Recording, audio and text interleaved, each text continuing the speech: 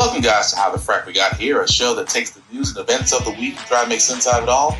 I'm your host, the most Will Buchanan, and on this show, we simply are all about the facts. There are plenty of news stations out there that simply want to do anything short but inform you. Here at How the Frack We Got Here, that's all we believe in. We go up to the left, we go up to the right, we go up to the middle of independence. We go after all sides because there's more than one side of a story to everything.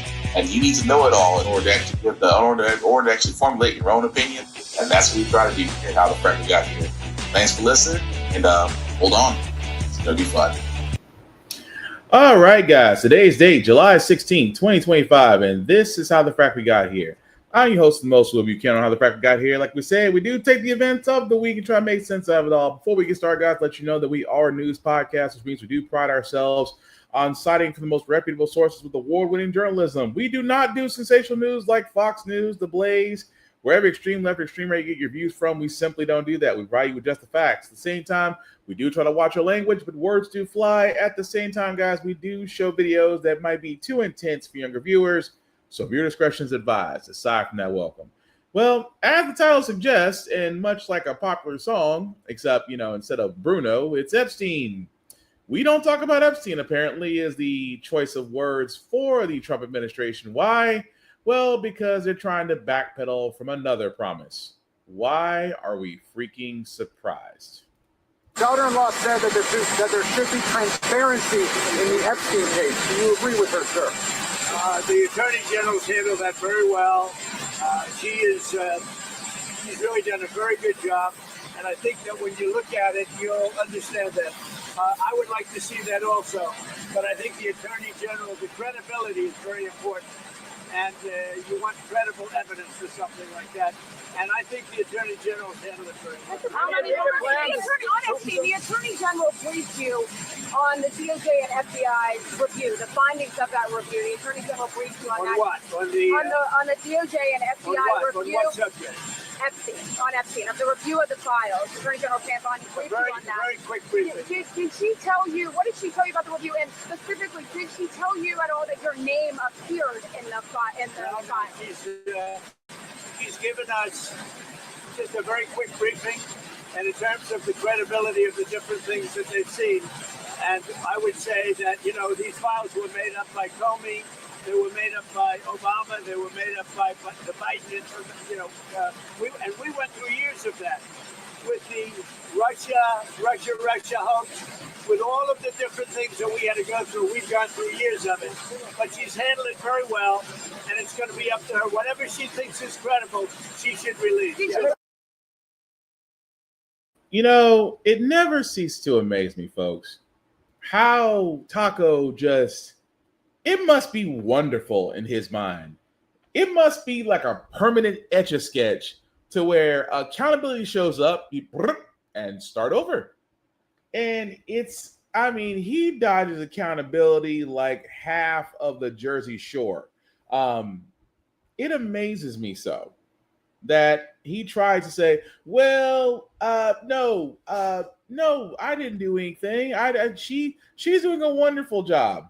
Yeah, she's doing such an amazing job to where literally and figuratively she has wonderful sound bites like this. I don't think he realizes how much she's humiliated the administration. This is a self-inflicted wound. She caused it. Again, I have nothing against Pam Bondi, but if you want to look for the villain in this story, we have found her. If you want the full release of documents, the special prosecutor gets it. And here's why. Epstein is a key that picks the lock on so many things, not just individuals, but also institutions, intelligence institutions, foreign governments, and who is working with him on our intelligence apparatus and in our government. That was the conversation at a... And that was, I like to call Red MAGA USA, Turning Point USA, which is basically a conservative conference into which the who's who of the grifters of the would-be napkin / Uncle Tom Sambos usually show up, peddle their wares, spew their usual rhetoric to make sure people still watch them and they still get their endorsements. Pam Bondi, which going back to Taco, he tried to sit there and say, well, we had to endure a lot because the Epstein files aren't really real. they were made up by the Clintons and the Obamas and the David Axelrods and the Madonnas and the Marilyn Mansons. It is amazing to me that for a guy who literally is an idiot will always go back to the classics. When pressured, will always go back to the classics. Even more so that at the time of the Epstein files, which again, we already knew because there were pictures of Taco with women in questionable situations with Jeffrey Epstein. And we know there was a client list. And I don't mean to go into tinfoil hat territory. I really don't. But we know there was a list. Pam Bondi had admitted it. It's on my desk. I will look at it. We're going to make some inquiries. I'll bet my paycheck right now that Taco's name, if he's not on the top 10, he's on that list somewhere. And he found out. And I guarantee Taco sat there and said, nope, dead it. Epstein hung himself. Epstein did this.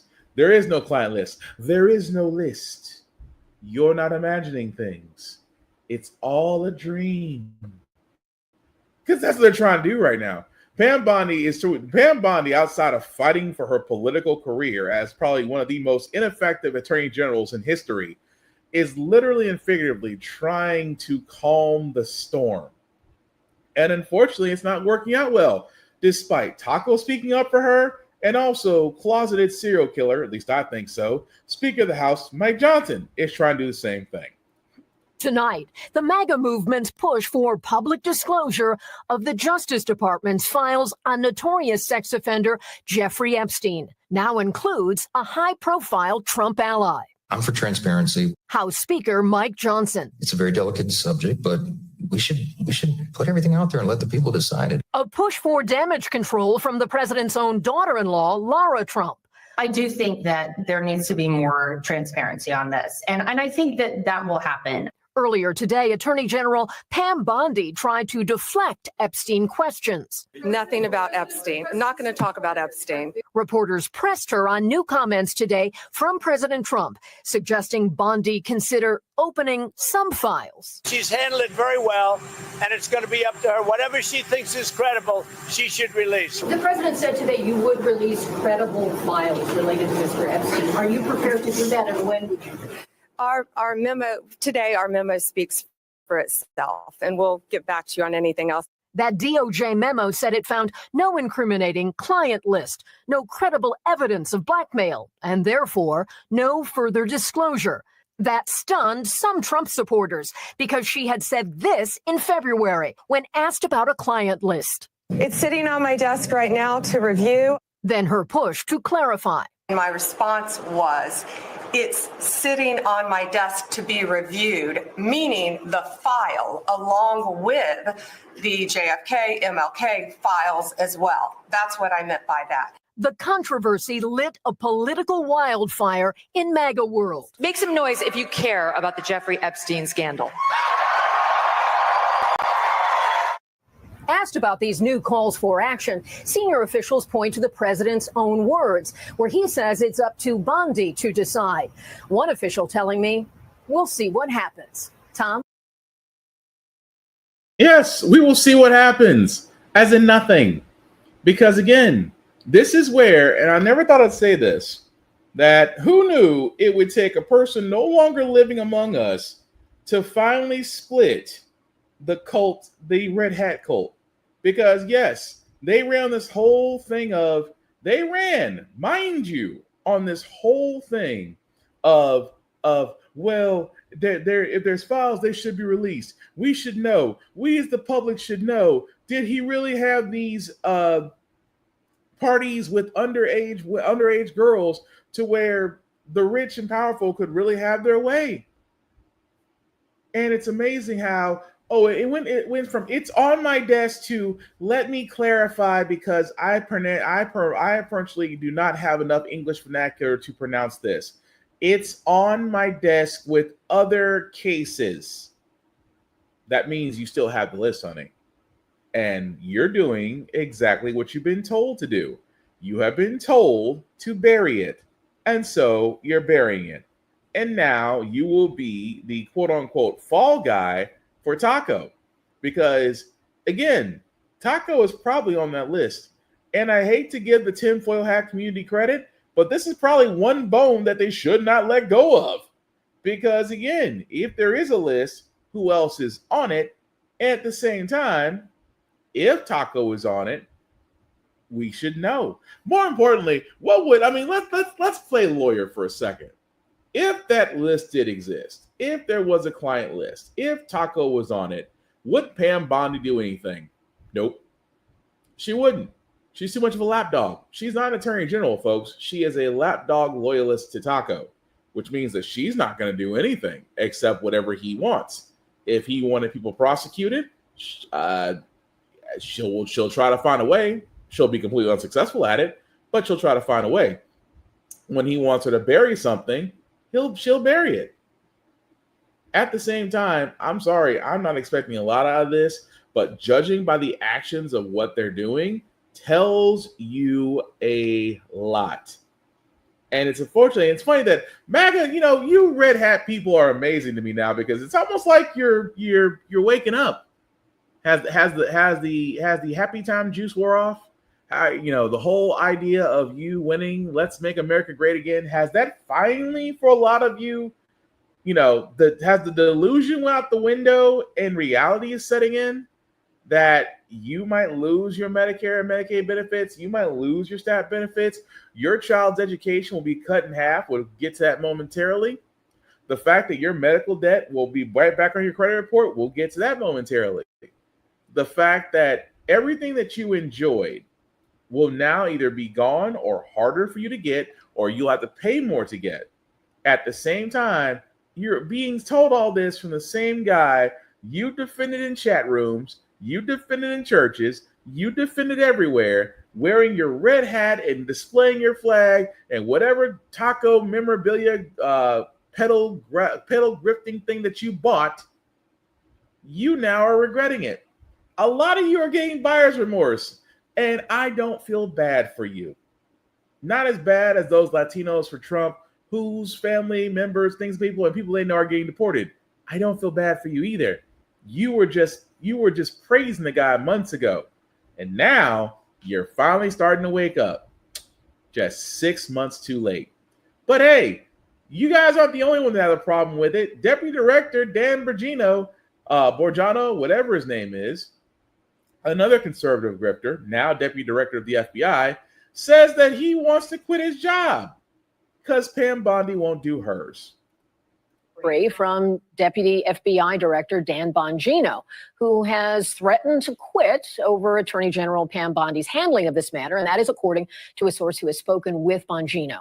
Bongino's anger at Bondi and skepticism of the DOJ's conclusions is being echoed by the president's loyal base. And it was on full display by some of the MAGA's most influential media personalities at a gathering of young conservatives this weekend in Florida. How many of you are not satisfied with the results of the investigation?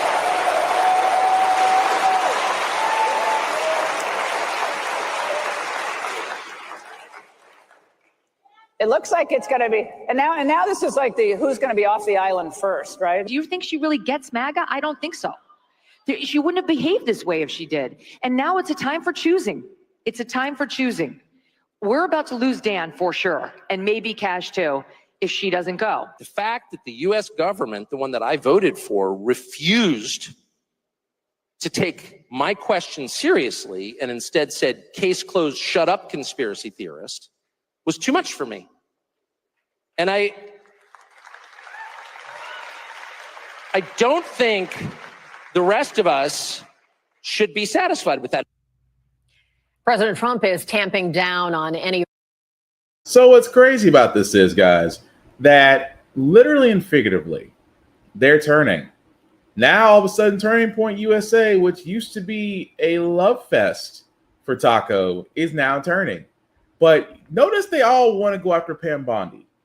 No one is sitting there saying, oh, well, Taco should be held accountable. It is amazing to me that the Attorney General, who in my mind, which in my opinion is the most powerful position in Congress. Yes, the president, it would be a nice seat, but the attorney general has the ability to basically prosecute the president or anyone in office. That's the checking balance of it all. And Pam Bondi, if she did her job, would be prosecuting the president because, nobody is above the law, not even the president. But again, like I said, she's a loyalist. She's going to do whatever Taco tells her to do. And she will take the political fall for this. Now, will she resign? Probably not. Jeff Sessions didn't resign. William Barr didn't resign. And these guys, I'm not going to say did worse stuff. William Barr did bury the Mueller investigation. Jeff Sessions was literally just an ineffective attorney general. At the same time, I can almost put Merrick Garland in that same case because Merrick Garland had the ability to go after some people, but chose not to. So technically Merrick Garland did act on some things, but between Sessions and Bondi, it's a race to see who could be more loyal to Taco. But again, you MAGA hats that are now waking up and realizing you guys are just saying, oh crap, we might have made a mistake. And all I can say is, too late. Enjoy the freaking ride. But speaking of things that are too late, because guys, again, we did know that Taco wanted to eliminate the Department of Education, which he found out the hard way. You constitutionally cannot do that, especially for an education institution. You just simply can't remove it because you want to be a dictator. That being said, him and his Secretary of Education, who's pretty much unqualified, Lynn McMahon, are now moving forward thanks to a ruling from the Supreme Court that is not only gutting the Department of Education of its funding, it's also removing former employees. And I keep saying this. This is conservative 101. If you can't remove it, remove funding, remove personnel, basically set it up to fail, only to blame the other side for the fire that you started. One thing President Trump has been consistent on throughout his campaign and throughout this new administration is his desire to eliminate the Department of Education, just shutter it completely. My administration will take all lawful steps to shut down the department. We're going to shut it down and shut it down as quickly as possible. It's doing us no good. His directive to do so was challenged in court. Well, yesterday, the U.S. Supreme Court ruled the Trump administration can proceed with drastic reductions to the department's workforce. ABC's Arthur Jones II covers education. Arthur, what can you tell me about the ruling from this court? It was a massive victory for President Donald Trump and Secretary McMahon, who are taking a victory lap after the Supreme Court ruled and decided that it could dramatically reduce the workforce of the U.S. Department of Education, which in turn will help them potentially eliminate and abolish the department, as President Trump has campaigned on and Secretary McMahon has said for months she has been selected to do. What's the rationale, though, Arthur? Because I remember us talking about this. We were saying members of Congress were going, hey, the president can't just unilaterally disband a federal agency that we, Congress, established. Like, we passed a law. You don't just get to undo the law. Is the Supreme Court saying they're wrong? There's actually two parts to this case, Brad. One is abolishing the department completely, and the other is to reduce the staff and the workforce at the agency. This decision decided on reducing the staff. Secretary McMahon now has the ability to shrink and downside the U.S. Department of Education, as she has set out to do for months now. The other part to that case is still being litigated. Right. And we've actually seen a couple of these orders now in the last couple of weeks where the conservative majority did not actually articulate its rationale in the order. You did have here, though, Justice Sonia Sotomayor write on behalf of the dissenters strong language. She said, when the executive publicly announces its intent to break the law and then executes on that promise, it's the judiciary's duty to check that lawlessness, not expedite it. It sounds like she's basically saying, hey, we know he can't abolish the department, and yet you conservative justices are effectively letting him do it. You're letting him downsize the department regardless of whether we've ruled that's legal or not.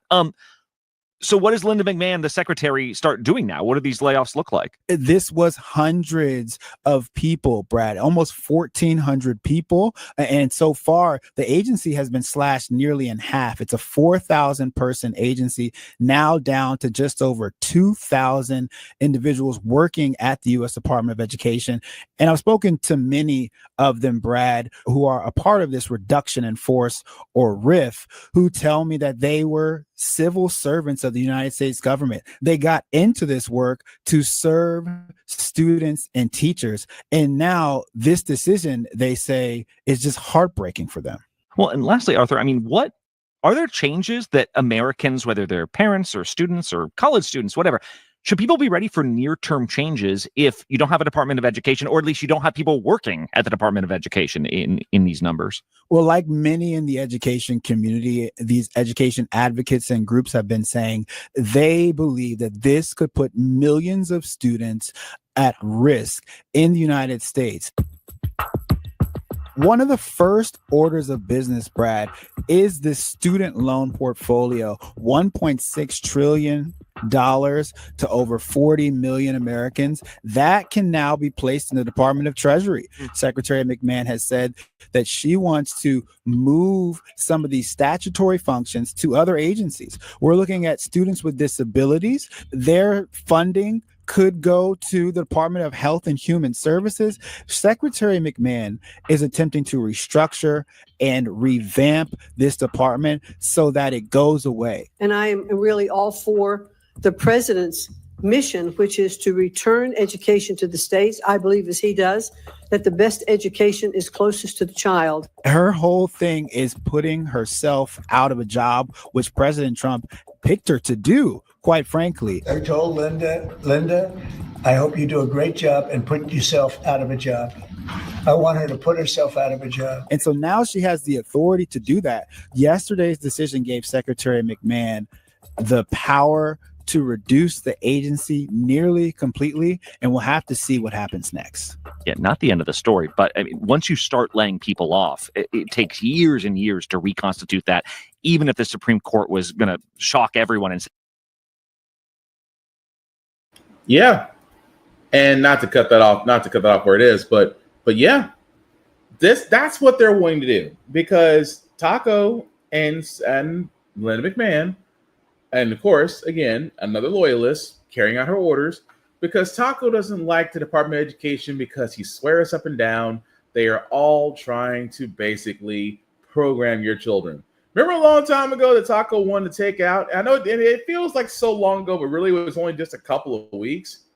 Taco wanted MPT/PBS, NPR to be defunded because he swore up and down Sesame Street was programming children.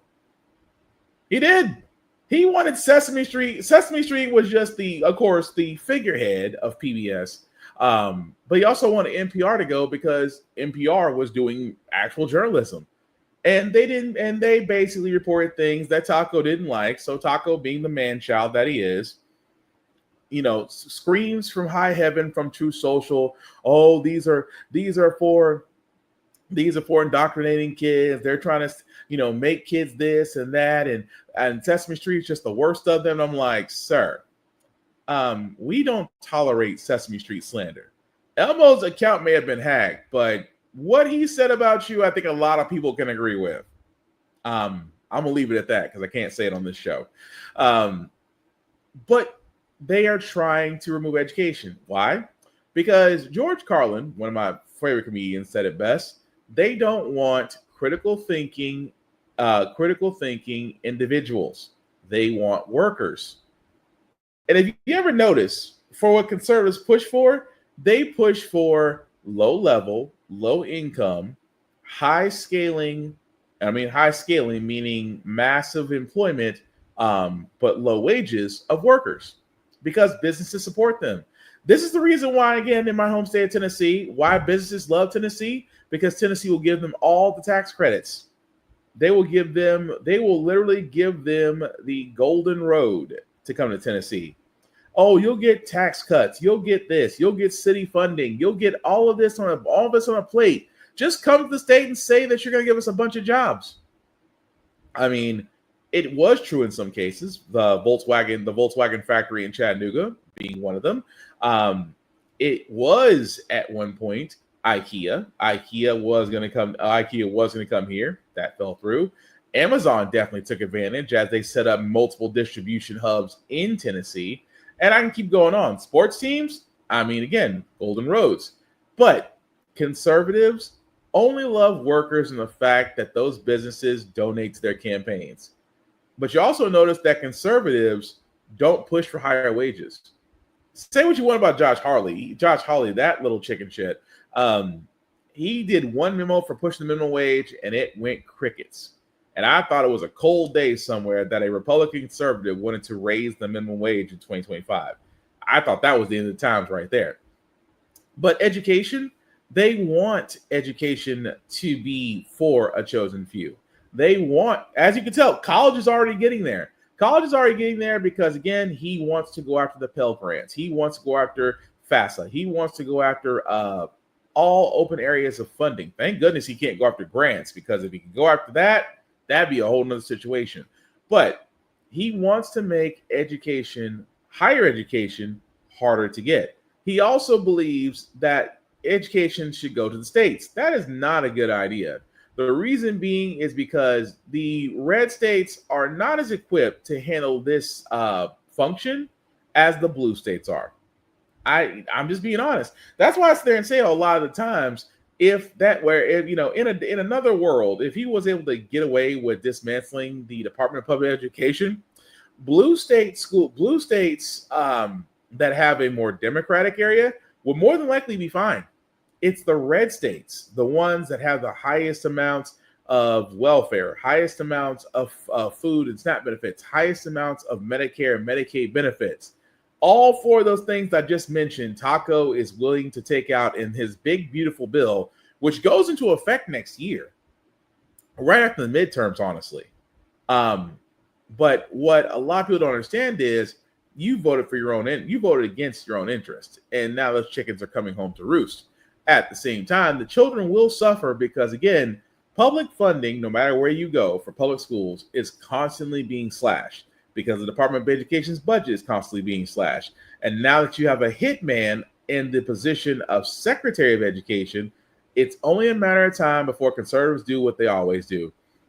Will run and starve an institution to death and then blame the institution for starving itself to death and then try to privatize it. Tale as old as time. But moving forward, guys, apparently Taco is not happy with his boyfriend Putin and sat there and said, if you do not change your ways in 50 days, we're going to issue sanctions. Because the war with Ukraine and Ukraine and Russia is still going on, and Taco, he can't stand, I hate to see when couples fight. Trump threatening to impose 100% secondary tariffs on Russia if it doesn't reach a peace deal with Ukraine in 50 days. The president making that announcement alongside NATO Secretary General at the White House earlier today, expressing his growing frustration with Russian President Vladimir Putin amid Moscow's ongoing attacks on Ukraine. Here's a little bit of what the president had to say. One of the reasons that you're here today is to hear that we are very unhappy, I am, with Russia. But we'll discuss that maybe a different day. But we're very, very unhappy with them, and we're going to be doing very severe tariffs if we don't have a deal in 50 days. Tariffs at about 100%. You'd call them secondary tariffs. You know what that means. Well, President Trump also announcing an arms deal with NATO, where European. So, yeah, it's just amazing when you hear Taco try to say, I am very disappointed. It's almost like that's got to be an awkward ass dinner conversation. So Putin, you're going to have to lay off on Ukraine. I will do not such thing. You will sit there and eat your porridge. I don't know why I went there, but you can only imagine the conversation is what I'm getting at. Anyway, Trump literally is trying to sit there and try to make it seem like, oh, well, if Putin doesn't come to the table in 50 days, it'll be more sanctions. Russia's looking at him like, yeah, you'll change your mind. Because we know what Taco does. Trump always chickens out. Taco, I'm surprised Putin doesn't have a Trump taco as advertisement in Russia. Probably does, for all we know. But again, empty threat. We know that. But also, we do know about the flooding that did happen. We covered the flooding that happened in Texas. And, climate change is real for all those that deny it. And the fact that, we should have better warning systems, mind you. Well, Governor Greg Abbott is sitting next to Taco. And let's be honest, I'll just play it. CBS News Texas, several families we've heard from are obviously upset because they say that those warnings, those alerts didn't go out in time, and they also say that people could have been saved. What do you say to those families? Well, I think everyone did an incredible job under the circumstances. This was, I guess Christie said, a 1 in 500, 1 in 1,000 years. And I just have admiration for the job that everybody did. There was just admiration. Only a bad person would ask a question like that, to be honest with you. I don't know who you are, but only a very evil person would ask a question like that. I think this has been heroism. This has been incredible, really, the job you've all done. It's easy to sit back and say, oh, what could have happened here or there, maybe we could have done something differently. This was a thing that has never happened before. And nobody's ever seen anything. I've never seen anything like this. I've gone to some real bad ones. I've never seen anything like this. So I admire you, and I consider you heroes and heroine, and I think you've done an amazing. Oh, good Lord! The word salad doesn't stop. There's nothing anybody could have done. You didn't have to gut FEMA. You didn't have to gut the NOAA. You didn't have to try to gut the National Weather Service. You basically didn't have to gut anything. You could have left it all alone. But because your dumbass didn't leave it alone, that's why the FEMA response has been slow. Your ICE Barbie, Christine Noem, Department of Homeland Security, is literally an airhead that does not know what she's doing except blowing her budget four times over. And then you're going to sit there and say, well, you got to be a pretty bad person to ask that question right now. No, that is a question that should be asked because the response to the Texas flooding has been terrible. You don't believe me? Ask the residents that are experiencing it. Ask the parents that have lost their children in the flooding. I think they have a different response to Taco and his administration, how they reacted to this. Because the simple fact of the matter is, you gutted essential programs that people are now needing. Even Governor Greg Abbott, who turned around and said, oh, we don't need FEMA, and yet was requesting FEMA assistance? Hypocrite much? So it amazes me that Taco not only just avoids it all, avoids accountability, but always wants to say, you asked me that, you're such a bad person. You shouldn't ask that question. In the scolding. So sometimes, this is why I know I couldn't be a journalist. Because if I'm asking Taco a question, oh, well, you must be a bad person. No, I'm a very fine person. I'm not the one that's basically an accused sexual predator. I'm not the one that's a 43 count felon. I would hit him with truth. Now that might be my first and last time asking that idiot questions, but at the same time, he's gonna know what I said and what I didn't say. I'm just saying. But it amazes me so that the lack of accountability on this man is beyond high audacities. It really is. But at the same time, it goes back to if you have the backing of somebody, especially in the sense of audacity, then I can understand why Taco says some things because he's got backing. Much like the Supreme Court, which again, I keep on telling you guys the dangers of a Supreme Court, especially a conservative Supreme Court, conservative-leaning Supreme Court. Why? Because the Supreme Court, I cannot believe I'm saying this, has sat there and basically sided with parents to give them vetoing ability over aspects of a child's education that might compromise their religious beliefs. Let me say this again. A conservative-leaning Supreme Court has just ruled that parents will have the ability to veto certain aspects of a child's education in a public school. And we've talked about this. We really have. To where here's the problem that, again, this feels so long ago, but it was just last year. Parents were all like, I don't want my child learning CRT, which no child was. I don't want my child finding out that white people are horrendous people. Your history says otherwise. I don't want my child to understand that the South will rise again, but the Confederacy was just a rebellion to being taxed because we didn't want to pay our slaves equal wages because that was the real reason for the Civil War. You don't want to educate properly, because if you educate properly, you might not have that many conservative voters. At the same time, they don't want them. Again, parents were vetoing African American history, LGBTQ plus history, API and Pacific Islander history. It's amazing how people of color's history always seem to be a problem for some napkins out there, yet you don't want to tell the actual history of napkins throughout the U.S. during that time period and currently. It amazes me that they want to stop religion. Here's my thing.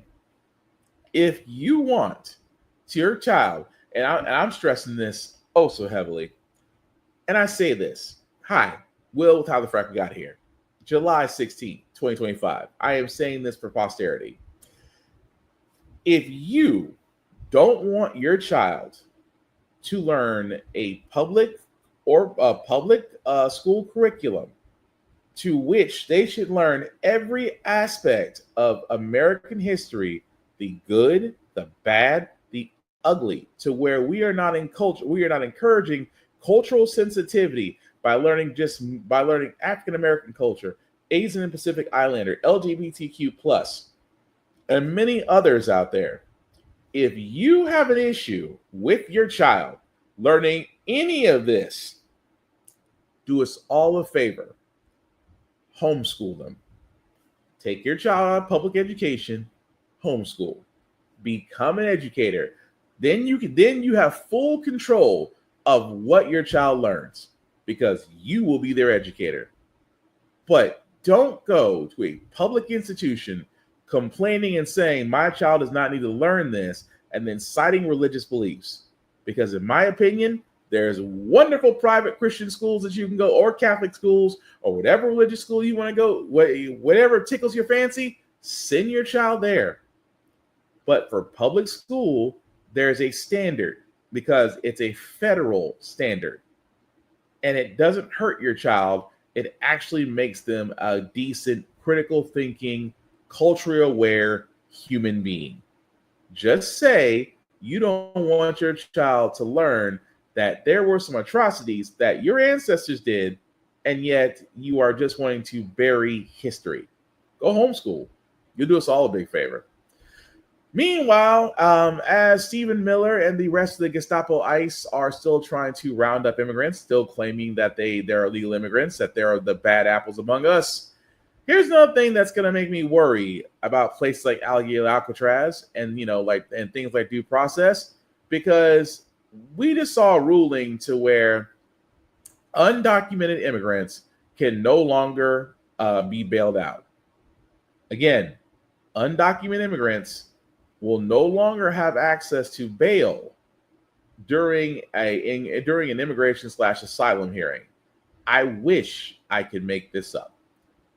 In the U.S. illegally will no longer be eligible for a bond hearing. Under the new policy, migrants can be held in ICE detention indefinitely until their deportation hearings, which can take months or even years. Previously, they could request a bond hearing before an immigration judge. Now the Trump administration is eliminating that process of having to seek release on bond. ABC News Washington, D.C. Bureau Managing Editor. So think about that. And again, this kind of goes back to the bond system. I hate the cash bond system because it's designed to basically keep poor people in, because again, nobody wants to go through a bond. no offense to the bail bondsman people out there. I'm sure there's a lot of you guys that have wonderful businesses and you guys are filling a need. So I'm not knocking you for the industry that you guys have. I'm knocking the cash bail system because number one, cash bail is just a promise that you'll show up and to bail you out of jail. But again, the U.S. is number one in one thing: the most people incarcerated in jail. And now, because we just talked about Taco and his Alligator Alcatraz facility being built in Florida, and now you are finding out that undocumented immigrants may no longer be eligible for bond hearings. That's just news and music to ICE's ears, because now whoever they round up won't be able to really get out. They're stuck there until their hearing. And keep in mind, this is the same group, the same administration that wants to remove due process.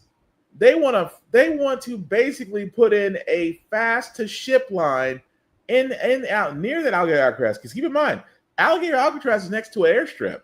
They want to deport people as fast as humanly possible without due process, and they've now been given 2 of the 3 green lights to do so.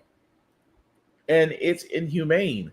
It's terrible. It's things of this nature that really shouldn't happen, and yet, it's happening. This is the reason why I sit there and say, if I see ICE, I will definitely say ICE is out there. ICE is out there in the field looking for folks. I'll warn people. They won't care. Because the simple fact of the matter is, this isn't rounding up. This is just internment camps 2.0. And at the same time, it needs to be acknowledged as such. Because here's the thing. This is what happens when you let Taco get in office. Because everybody remember the first time? Remember the ICE detention centers where the kids were separated from their parents, and you had hundreds, if not thousands, of kids wrapped up in aluminum foil in detention centers, separated from their parents. This is just a redux model of that. This is part 2. At the same time, now they're going to be stuck in there indefinitely without bail because Stephen Meyer is basically a Nazi. And secretly, Taco loves them. But speaking of Taco, this is a quick one because Taco's plans have done nothing but kick up inflation. Back to almost pre-COVID levels. Who could have called it? And U.S. inflation rose last month to the highest level since February. The new report shows inflation rose 2.7% over last year. ABC News business reporter Alexis Christoforous is here with more on that. Alexis, what stands out to you here? That we're finally starting to see the Trump administration's tariffs seep into consumer prices in a whole array of areas, not in a big way, but it's starting to happen. The inflation rate in May was 2.4%. We're now at 2.7%. So this is higher than both what we saw in April and in May. Remember, April is when Liberation Day was announced. And then since then, the tariffs have been on again, off again. We're just now starting to see this seep into different areas of the economy. Just to give you some ideas, rent continues to be a thorn in the side of Americans, biggest rise there and the biggest cause for inflation rising as much as it did last month. We're also paying a bit more for groceries, eating out, furniture, and toys. Toy prices up 1.8% month over month. On the downside, meaning the good news out there for consumers is we were spending a whole lot less for airfares, down 3.5%. And also new and used cars and trucks, those prices have come down despite a lot of talk about tariffs pushing those prices higher. All right. So what does this mean for the economy overall? Well, I think we're still seeing a lot of companies have that pre-inventory stocked up. So they're not yet selling items that have been impacted by the tariffs, or if they are, they're absorbing a lot of those costs. So we're going to have to see how much longer they can continue to do that. Remember, the Federal Reserve has its meeting at the end of the month. A lot of folks are saying this report does not sway them. They will probably continue to take that wait and see attitude and not cut interest rates until they have a better feel for what these tariffs truly mean for the economy. I mean, just think about it. This week alone, President Trump announcing a slew of reciprocal tariffs. If they happen, what do they mean for prices? What do they mean for the economy? All right, Alexis Christoforous. What do they mean for the economy? Oh, they're not gonna slash them. Unfortunately, we are going to be stuck. We unfortunately are going to be stuck. And again, the Federal Reserve will not, and I mean will not, slash their rates. They will not, unfortunately. But Democrats, again, I keep bringing you guys up because you guys, I'm not saying right now, and I hate to say this is the perfect storm for you guys to get out, know your constituents, talk to them. Don't just wait till election year to actually get out to know your people. Now would be the perfect time to do so, because you do have to set the roadmap for next year's midterms. The goal would be that you guys overtake the House and the Senate by overwhelming majorities, because that means you have to do a lot of reversing of Taco's policies, especially since you would need overwhelming majorities in the House and the Senate to do so. That being said, what kills me, guys, about you Democrats is this kind of thing. What I mean by that is that whenever it comes to impeachment efforts, where you guys, again, shout out to Representative Al Green out of Texas. He did file an impeachment because, again, Taco deserved it. Still deserves to be impeached. Still deserves to be removed. But, of course, with the Republican overwhelming majority, he was not going to get that. That being said, however, it amazes me that Hakeem Jeffries, and I'm trying to be nice to this man, because, yes, he tried to filibuster before the big bill was passed. He tried to filibuster for 8 hours. Now, was it a symbolic gesture? I guess. I still think, I'm going to be honest with you, it was kind of a waste of time, because the reason why, Republicans knew they had the votes. Republicans knew that the reconciliation, as long as all of them voted together, then everything would be fine. That also being said, that Jeffries is now telling folks, the progressives in his group, hey, slow down with the impeachment votes. It's not going to happen. We just need to focus. Now, here's why I say the Democrats seem to get it wrong, that there is a bunch of moderates and centrist Democrats. I refer to them as the old guard. Now, about the old guard, they are pretty much Republican light. They are Republican light in so many ways. Because, again, it took 2 senators when Biden was president to stop his progressive agenda. He was pushing for reparations. He was pushing for a higher minimum wage. He was pushing for his bill that actually included building roads and bridges, creating new jobs, increasing amounts of funding for education, things of that nature. He was pushing for more progressiveness, and 2 senators decided that, nah, Kristen Sinema being one of them, and unfortunately, the other guy, who is thankfully not there anymore, but he's done the damage that he was there to do. It took 2 moderates. Even Biden, at one point, sat there and said, I don't want to wipe out student loan debt entirely. I still think that something needs to be paid, which, again, hard to do so when your minimum wage hasn't went above $7.29 in almost a decade plus. That being said, Democrats, you guys have the ability to finally do what you should have done and not wait till election year. Now, but you also have to let progressives lead. Progressives need to take over. I'm just going to go ahead and say it. The old guard of Democrats needs to move along. Pelosi, Schumer, you guys need to move along.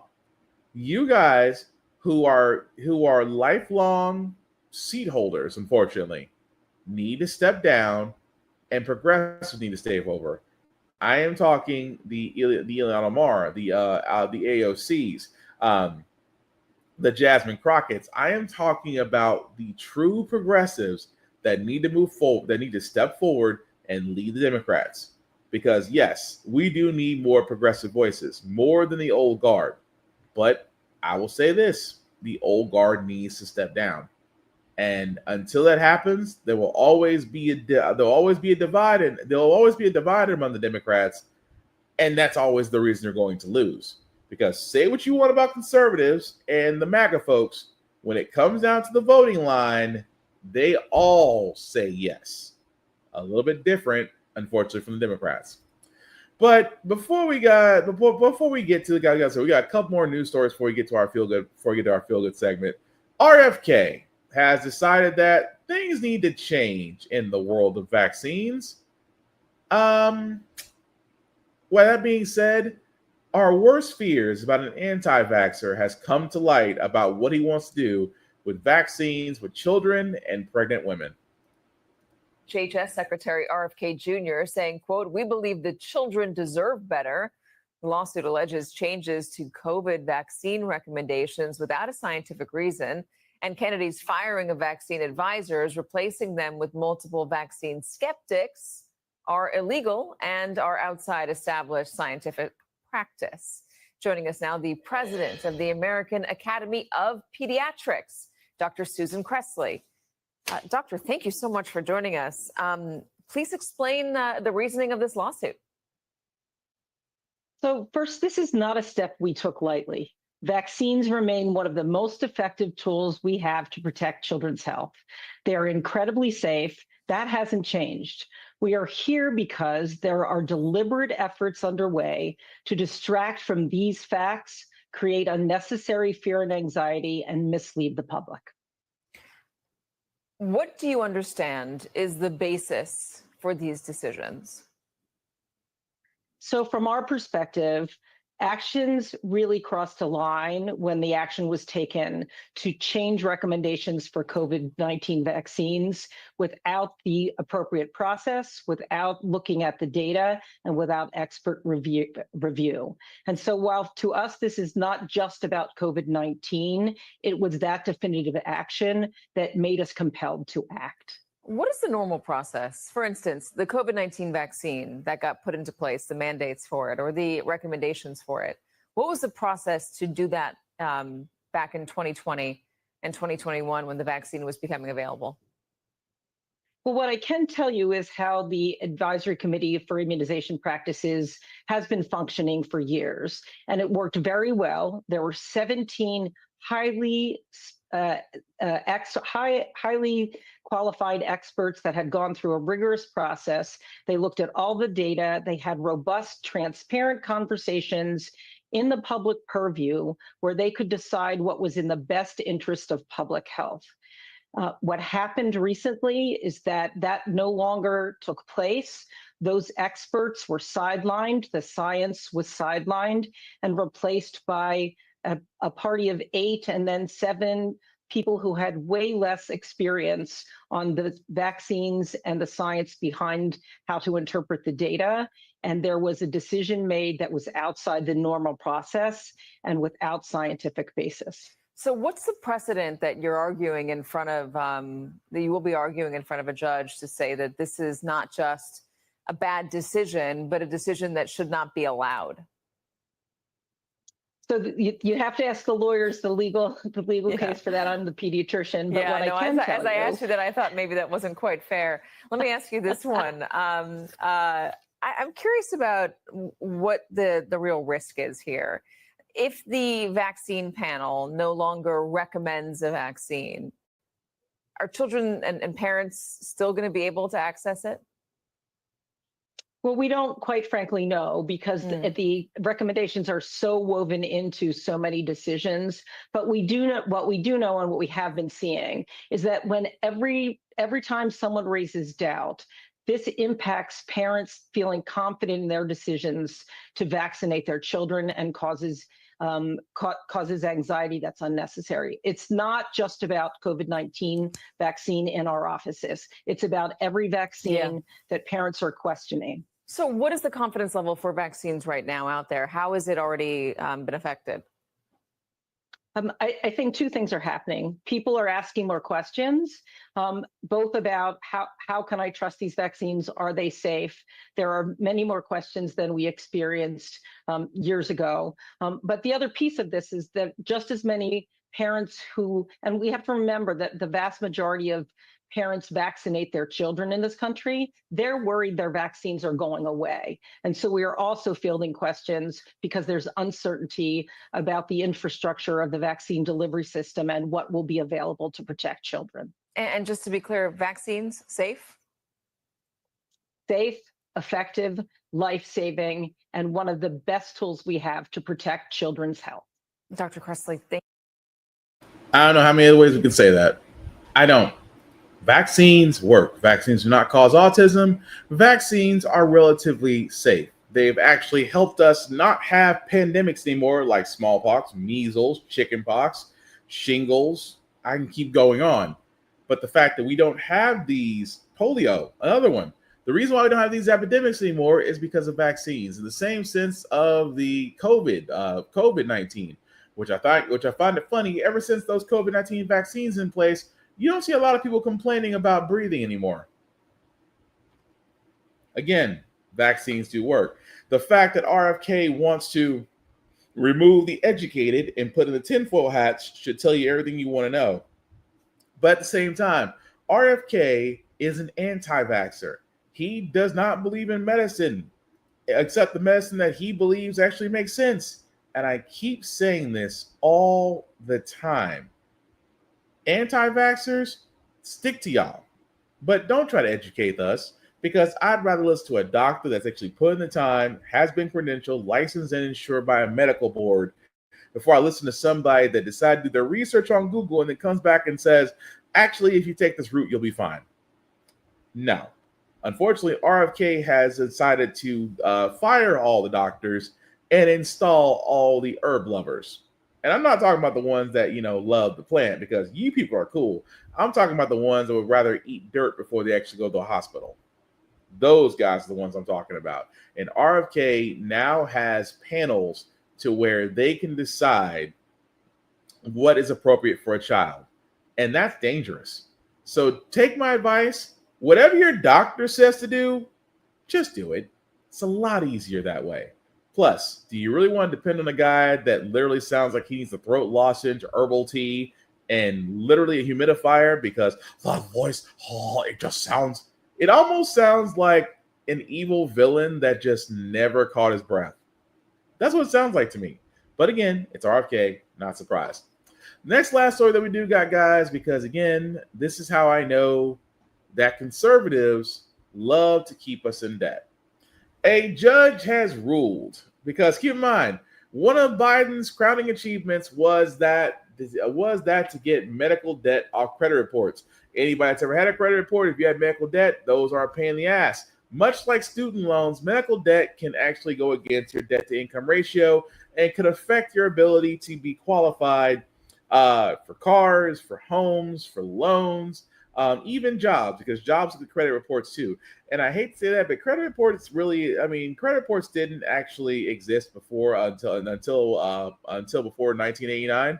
So I've always wondered, was credit a scam? But again, another conversation. But it was a great thing that Biden was able to finally get that through the Consumer Financial Protection Bureau to actually get that removed. But now a judge is sitting there saying that because of two industry associates, or we want to call them lobbyists, had filed a lawsuit, and then Taco's administration had joined, and the judge has decided to rule against that ruling, to where now medical debt goes back on credit reports. Guys, I am going to say this the best way I can. Businesses love to keep people in debt. Here's the crazy part. Imagine if we had a society that was debt-free. We wouldn't have an industry that was built on debt. We would not have an industry of predatory lending. We would not have an industry to where folks are either going to be dodging their student loans or paying their student loans that never go away. And trust me, as a person that has a few, they don't. The principal still goes up, the interest still goes up, and you find yourself paying and paying and paying your life away, because again, it is amazing to me that banks will gladly give an 18-year-old $60,000, $40,000, $50,000 and up for an education, but won't give the same type of money to someone that wants to open up a business without, jumping through so many hoops. Because you know why? Predatory lending. I've created a new debtor. I've created a new person in debt. They will always have to owe me until they pay it off, win the lottery, one of the two. At the same time, I have guaranteed money still comes to me. Why do you think that now people, the whole idea of renting an apartment, because you don't own an apartment, or renting a home, you don't own it, you rent it. The owners make money off of it, but you rent all that money. And if you're like me, every month, I hate the first of the month. Not because everybody plays that wake up, it's the first of the month. That annoys me too. But what annoys me on the first of every month is that I have to pay an amount that doesn't go to anything, doesn't go to my credit report, doesn't go to ownership of the house, doesn't do anything, but just tells the person, thank you, I'll stay here another 30 plus days. That's all it does. And it infuriates me. Not only because of the fact that, renting just feels like a payday loan that doesn't end. At the same time, trying to go for a home these days is impossible. Why? Because you have hedge fund accounts and hedge fund investors and companies buying up property, buying people that have owned land for years, decades, generations, only to tear down those homes, tear down the land, and build an apartment complex with New York rent. Because I'll tell you right now, in Nashville, that's all you see. You might see a subdivision that has homes that are literally right next to each other, but then you see apartments, sky-high apartments getting built with New York rent. Why? Because those with higher salaries from other states, I'm not knocking you guys. You got a higher salary from New York or California or Michigan or any other state, because Tennessee pays poor. The average salary in Tennessee is somewhere between 45 to 55,000 a year, if you're lucky. But I can't knock those with higher salaries that come to Tennessee, because it is tax bracket friendly for those that are making above 100 grand. But those are renters. And again, what these companies love, they love to keep people in debt. They love to keep people as renters. They love to keep people to where money is never kept by them. Because they always talk about spending. They're never talking about saving. Because in this day and age, you cannot budget and save your way out of a poverty line to where everything has gone up but your income. And companies love it because, hey, a person in debt means you always will be paid, because they have to, because in order for them to get farther, they have to pay you. And that alone is predatory lending in a nutshell. And if you had medical debt, that was, medical debt that prevented you from, qualifying for these things. Unfortunately, we have to begin that fight again to show off the bat that, yes, that needs to be removed. Why? Because you are hindering a lot of Americans from trying to achieve something. Because again, that being on a credit report, and again, I can go into the whole thing about credit report being a scam, but the fact that you took something that Biden achieved and now we're doing this because your lobbyists want it shows how much Taco's administration is compromised, bought, and paid for. But the last thing I got, guys, is, again, you ever wondered why, it's hard to get a job these days? I mean, seriously, it's hard to get a job in this day and age. You would think so. Companies always say nobody wants to work. Well, I will say this: is your company using an AI recruiter? AI is a big thing now. It's being used in almost everything. And I have sat there and said on this podcast that with AI will come loss of jobs.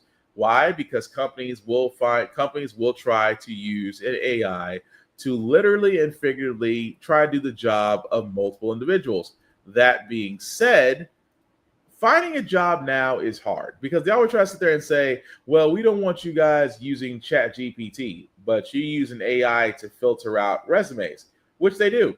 So like even the story they told about this person that sat there and said that with these AIs, not only are they filtering out applications, they're actually taking interviews. So what I mean by that is you may actually be thinking you're speaking with a live person. Really, you're speaking with an AI that records your answers and interviews, and then again, God may or may not draw up a summary for an actual human to see it. And as a tech person, I'm going to be honest with you guys. As a tech person, I hate AI. I think that AI will eventually lead to loss of jobs. I think that AI and the IT world will diminish a lot of jobs completely, if not all the way gone.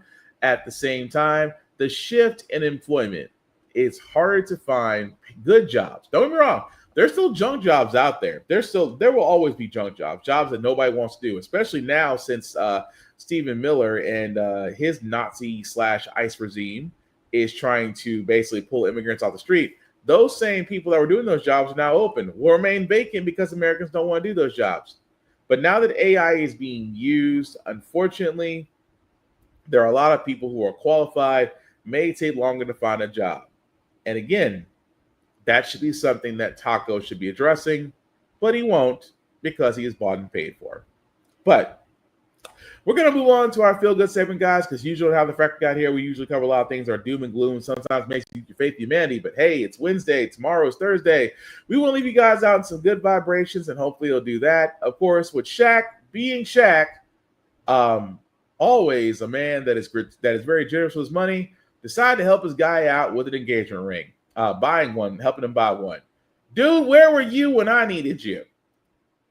Let's get the booze. Got a good one for you. All right, basketball and broadcasting great Shaquille O'Neal. He loves to say that he is a people person, and this really proves it. He was in a jewelry store this week when he just overheard a young man discussing a layaway plan for an engagement ring. So you know what Shaq did?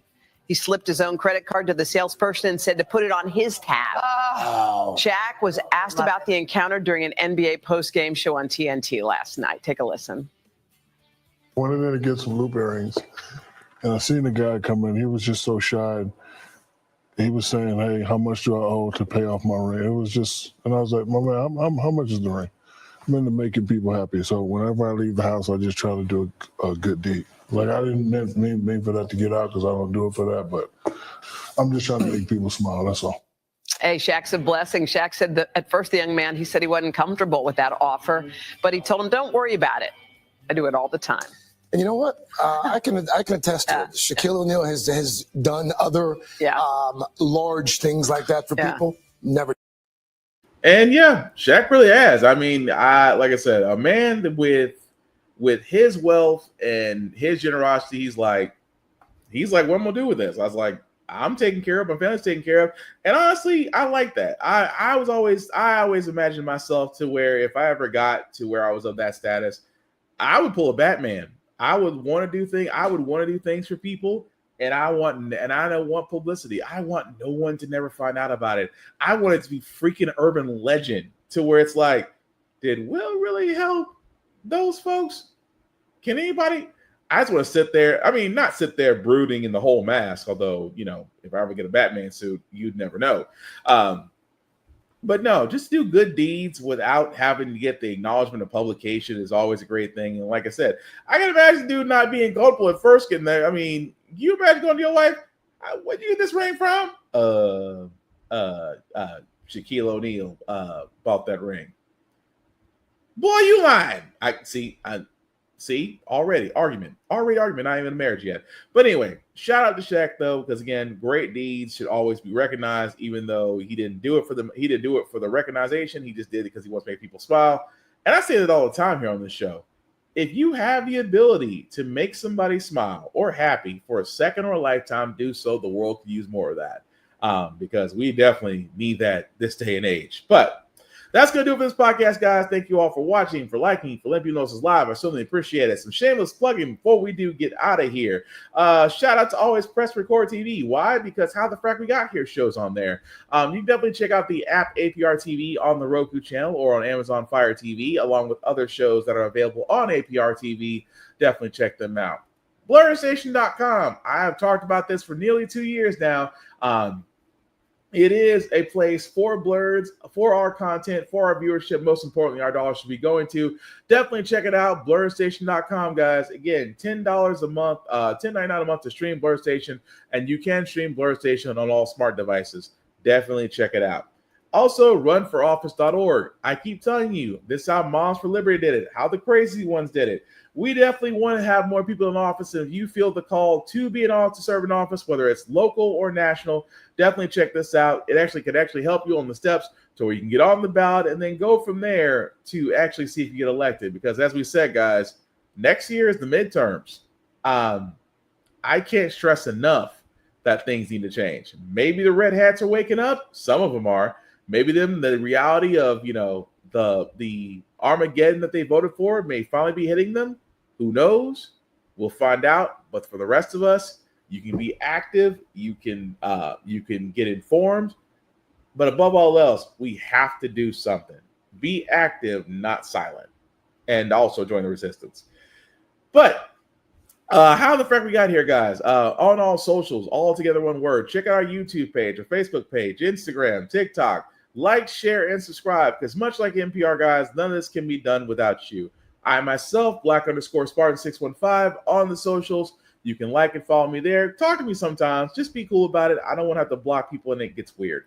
At the same time, guys, I know a lot is going on in the world right now. Please don't doom scroll. Go outside, enjoy the weather, even though right now it's sunny and summer is like summer's like being inside the kitchen with the heat turned on, the heat on the stove turned on.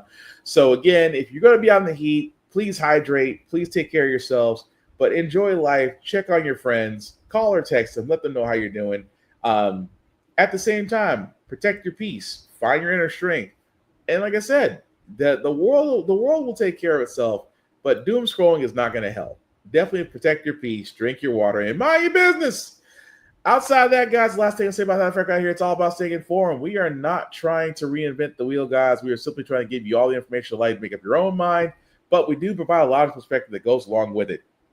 We do better as society once we're informed. We are literally encouraged to be progressive by making decisions now that we should have done back then, like electing our first Black woman to be in the socials.